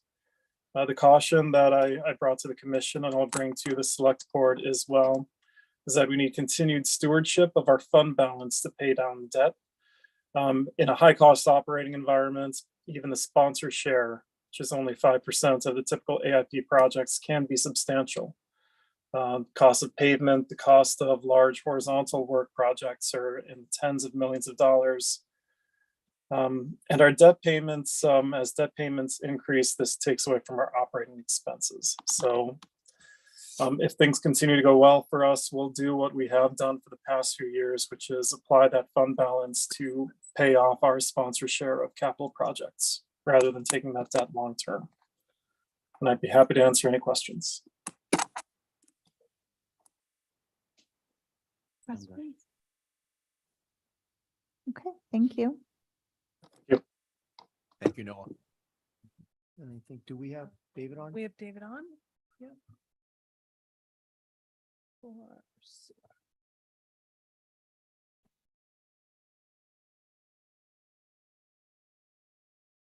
David, you ready? I am ready. Go right ahead. Let me see. I thought I was ready here. Where'd my screen go? All right, there we are. Take your time. Well, good evening, everyone. Thank you. We'll get right into it here. We did okay this year. Some of the numbers look a little different, but the total revenue collected to the end of the year was about 10.55 million. It was a decrease of a little over $1 million in compared to 22. Our sewer fee income did increase over 22. But in the privilege fee, you'll notice, did decrease. And those numbers do reflect a lot of waivers for a lot of the affordable housing that has gone on over the past year. So that's just decreasing some of the revenues that we would get with a lot of the large affordable housing projects that have gone on. So that's just why you see such a jump like that. Our operating expenses went up slightly. It had to do with a lot of in-house work. Once we do a project or whatever, having to do the paving and stuff like that, that's where some of our increases on our costs have gone up. Maintenance again as well. We still deal with some supply chain issues. Not as bad as they were a year or 2 years ago.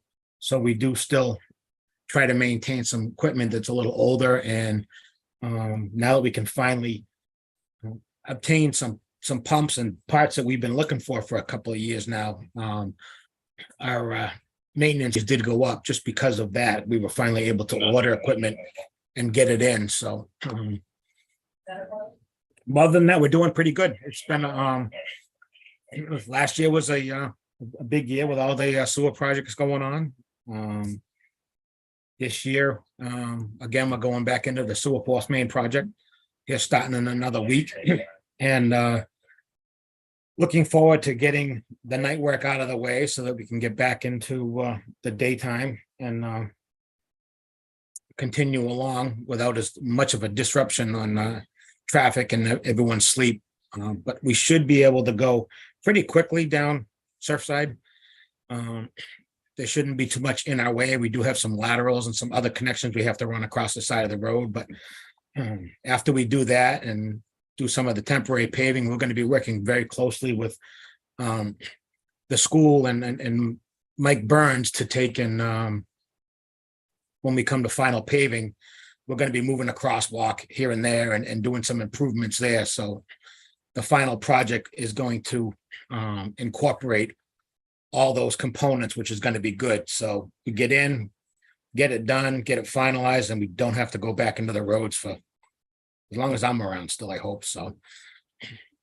Other than that, that's if there's any questions, I don't have anything else. Thank you, David. Anyone have any questions? Okay, have a nice evening. Thank you. In person.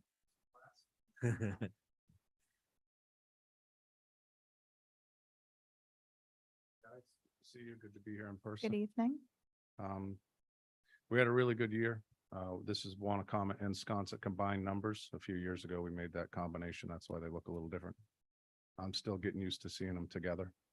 I'd like to thank Shelby, Linda, and Andrea in my office. The business end of the operation is great. And again, every time I come up here, I tell you guys, Brian and the finance team do an incredible job for our departments and our department heads to communicate and get this funding to make this stuff happen. Without these guys, it would be a tough haul. Again, we had a really good year. We were up about to $8.8 million in revenue, over $575,000 from the previous year. So we're up about 7%. And that's directly from our water use fee, selling water for the water use fee and water connection fees. The connections were up 25% from the previous fiscal year. And a lot of that has to do with these bigger projects that are going on, like Old South Road across the street, and some other things where just timing of when buildings are done, they connect. So that's where that's from. Expenses, very similar to David. The supply chain is starting to open up.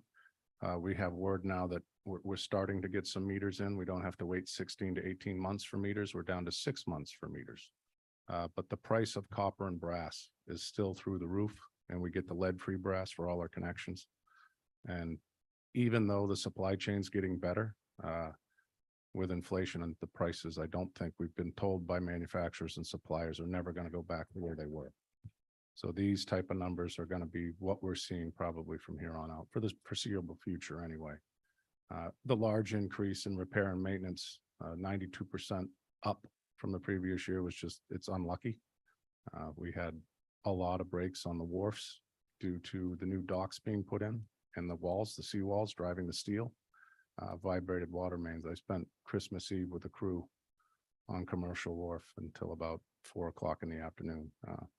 2 breaks there, but that's what that came from. Other than that, instead of going through line by line, I just have some basic stats for you. For that fiscal year, we pumped 737.7 million gallons for the fiscal year. That's the biggest number we've ever seen. We had the largest day ever recorded was early in the fiscal year on July 22nd, 4.8 million gallons in one day. If you broke that down to a 24-hour demand, that's 200,000 gallons of water per hour that day demand. We did 169 new service connections, and I have to kind of rephrase that. It was really 157 new, 12 replacements. So we made 157 new connections to water mains. We added 3,200 feet of pipe in the fiscal year. And we really look where we focus most of our attention is July and August for all of us, right? So last July and August in the fiscal year, we did over 250 million gallons of water. The previous fiscal year was 235 million. So a 15 million gallon bump up for our peak season last fiscal year compared to the previous. And the way things are trending going into this fiscal year, again, we're connecting some of the bigger projects and things are going. So I think these numbers will continue for a year or so as the other projects, the new project down towards David's operation. Once that gets rolling, we'll get new services there. So as one big project's ending up, I think another one will be starting to keep these numbers kind of rolling. And working with the commission, and I think we're getting to the point now where we're not going to be looking to extend the system very much anymore. We might not be following sewer in all the places it goes. We're talking about maybe working on in the future, maintaining what we have, upgrade what we have, get everything up to within nothing older than a 50-year-old water main. And with a 5-year plan, I think we could do that. So we might not extend into areas where sewer is going to go and just try to maintain what we have in the future until we're ready with the new well to actually help those extensions. But again, we had a pretty good year and things are looking bright. Questions? Thanks. Thank you. Thank you. I just, well, it's a sign of growth, and I'm not sure we can maintain it in other areas, but that's for another discussion. Great. Thank you, Brian. Next up is our traffic safety work group recommendations, and I believe Erica is going to discuss 55 Union Street curb cut. Thank you. So the traffic safety work group heard a request for a curb cut at 55 Union Street. There is on-street parking right along that area. And following some discussion, the owner agreed to provide 2 stacked off-street parking spaces. Usually when traffic safety reviews curb cut applications, they try, if possible, to request that the property owner, for every space they take off, they add 2 off-street. So they have revised the plan. It now shows 2 stacked off-street parking spaces. This has been reviewed. It's going through HDC. I am not 100% sure if it's been approved by them or not, but he's been working very closely with both the DPW and the HDC Holly. So he's doing everything the correct way, and traffic safety did recommend approval with the double stacked parking. So I present it to you for your vote. Questions, comments, motions? Just a comment, it's a shame, this is returning all the yards that I grew up with into parking yards.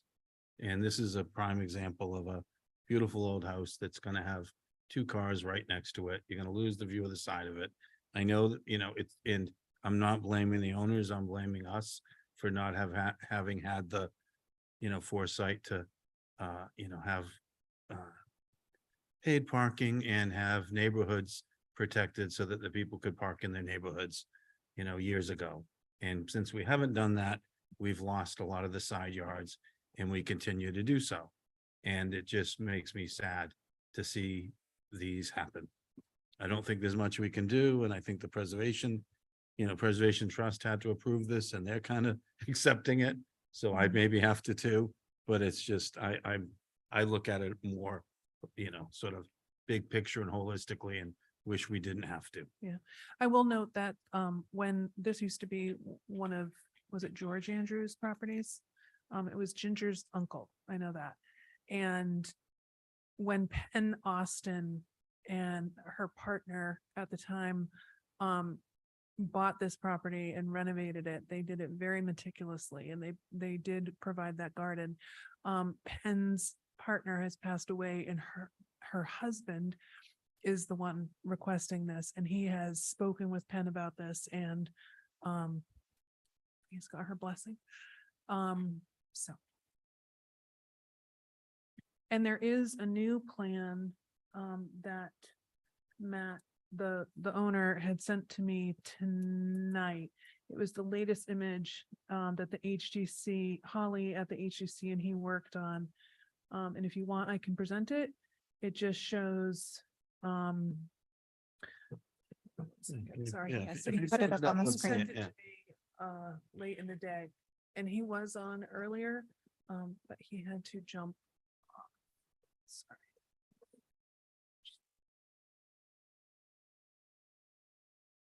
So.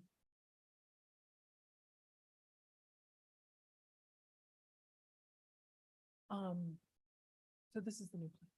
Okay. And what he was fairly meticulous in terms of the research he did around the area, and he wasn't trying to make it any bigger than any other driveway access in the immediate area.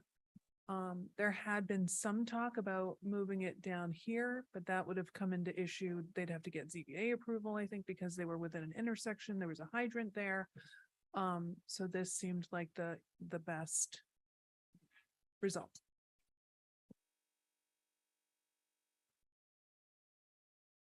Okay, it's a pleasure.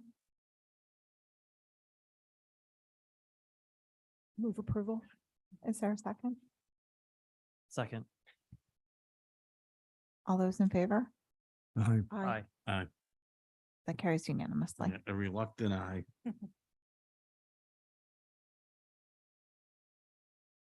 Thank you. Okay, last section, select board reports and comments. discussion regarding future agenda items.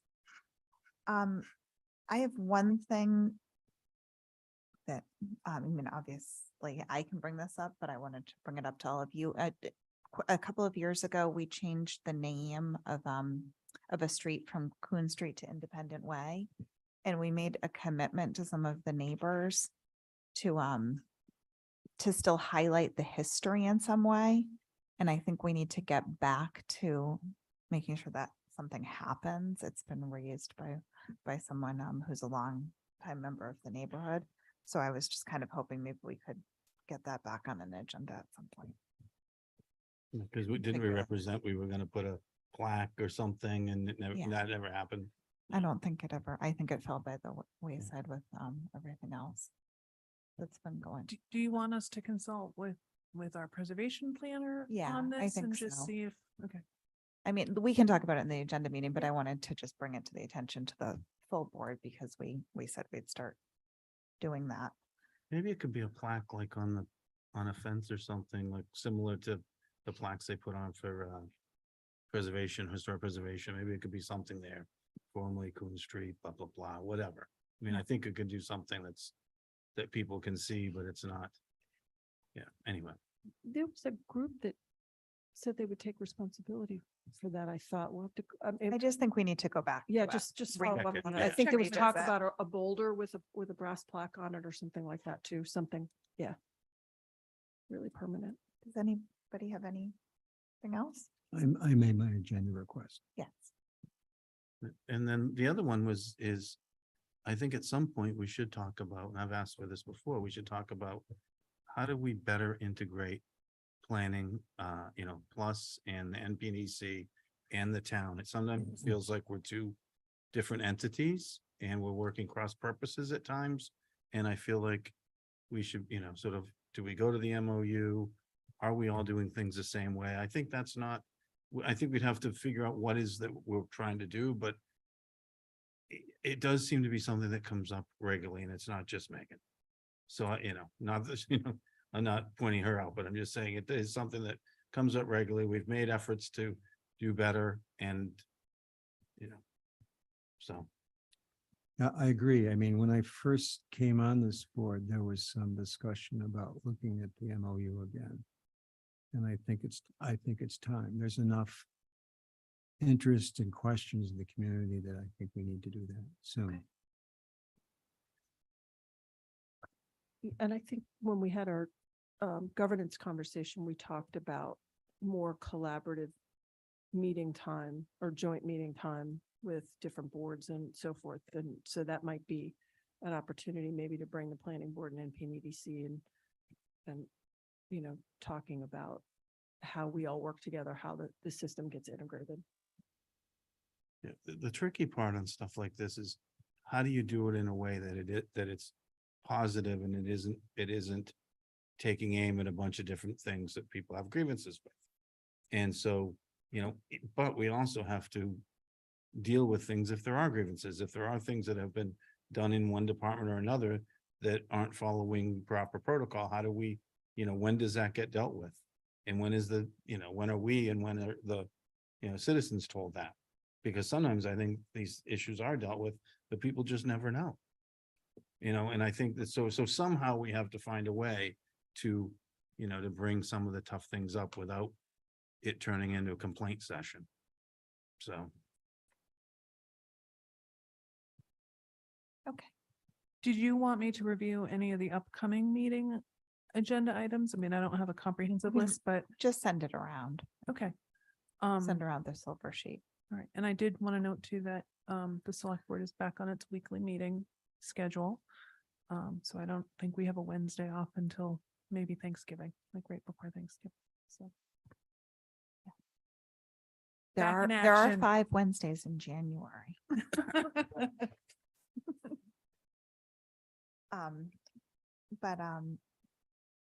Okay. Any committee reports? Coastal Resiliency met was it yesterday, finalizing a report or recommendations or bullet points to the select board and staff about coastal resiliency districts. one thing that has been very interesting as sort of, as some of us have delved into it, is we have a fair amount of ability under betterments. And it may be able to take care of all but a couple of the issues. And so if we want to get started sooner rather than later with some of these that are specifically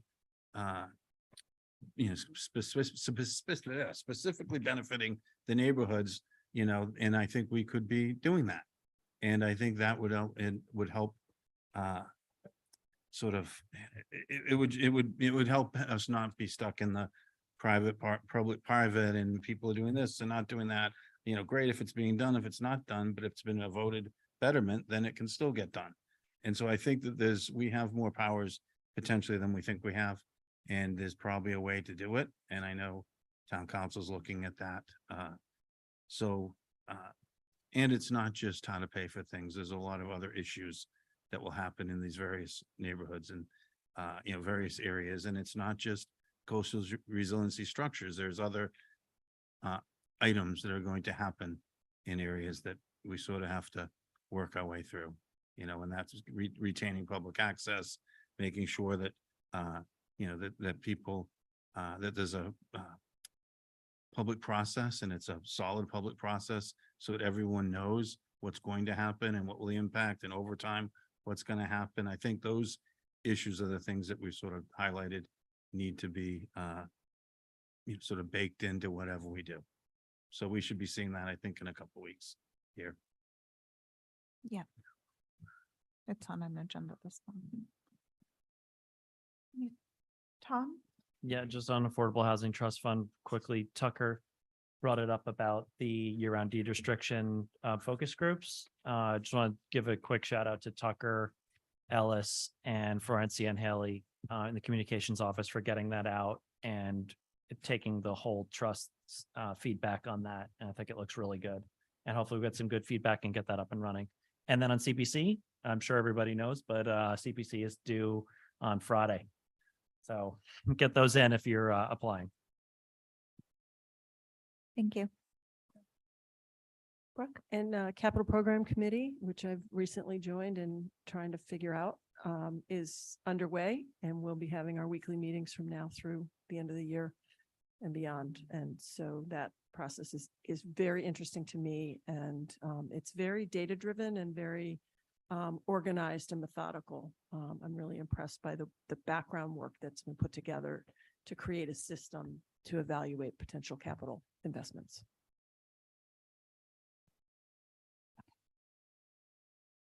If there's nothing else, I'll take a motion.